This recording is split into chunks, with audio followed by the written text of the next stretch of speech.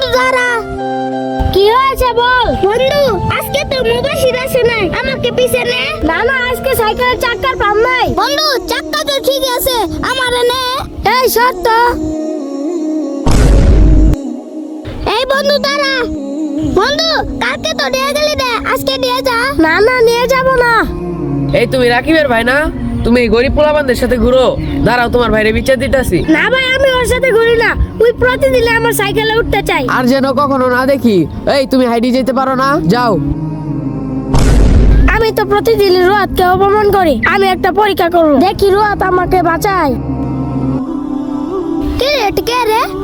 এই এটা তো সাব্বির।